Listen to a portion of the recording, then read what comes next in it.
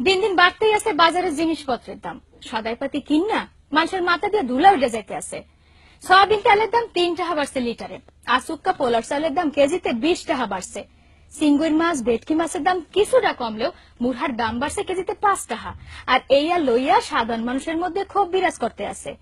বাজার ঘোরাঘুরি করে রিপোর্ট করছে মিজান সবুজ। শেরশার আমলে বলে টাহায় 8 মণ চাল পাওয়া যাইত, আর বরিশাল চকবাজারে মোটা চাউলের কেজি 40 টাকা। পোলার চাউলের দাম 7 করিয়া এক সপ্তাহের মধ্যে বাড়ছে কেজিতে 20 টাকা। সোয়াবিন তেলের দাম লিটারে আবারও 3 টাকা বাড়ছে। এখন তো শীত শেষ হয়ে গেছে, এই লিগে সবজির বাজার একটু চেতা। যে কদু 2 সপ্তাহ আগে 20 টাকায় মানুষে কিনছে, এখন হইয়া 40 টাকায় বিয়ায়। লাল হাক কদু হাকের দাম আগের না নিয়ে আছে।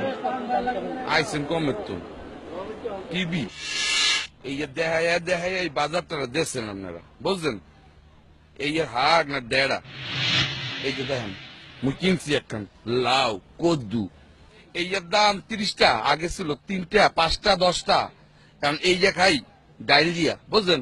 আর এই যে আন্ডা এই হইলো 35 টা আলি, বুঝলেন? এই তো খাই না মোরা দেখি। আপনারা যা অর্থে আছেন দেশে তলাইছেন, আমরাও লোক এখন কথা না, টিভি দেখা দেয়া তলাইছেন। ঢাকার নাহান আন্ডার দাম বরিশালে না বাড়লেও আলি হইছে 35 টাকা। মাছের বাজার কিছুটা ঠিক থাকলেও সিঙ্গুর মাছ, চান্দা মাছ, ভেটকি মাছ, হুল মাছ আর টাহি মাছের দাম একটু বাড়তি চলতে আছে। এই রুই মাছ আগে বেচতাম 150 টাকা কেজি 200 টাকা কেজি, এখন আইলি 800 টাকা কেজি। ভাই মাছের বাজার কেমন দেখলেন? আইছিলাম ইলিশ মাছ কিনবো বললাম, আর কিছু এই পোটি মাছ বলছেন। গরুর গোস্তের দাম আগের লাহানি 280 টাকা, ছাগলের গোস্ত 320 টাকা, তাই মুরার দাম কেজিতে 5 টাকা বাড়ছে।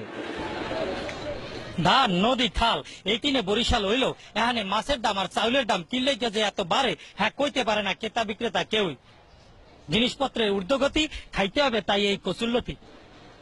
প্রত্যেক সপ্তাহে এই যে জিনিসপত্রের দাম বাড়তি আছে, এই লইয়া হগলির মধ্যে ক্ষোভ বিরাজ করতে আছে।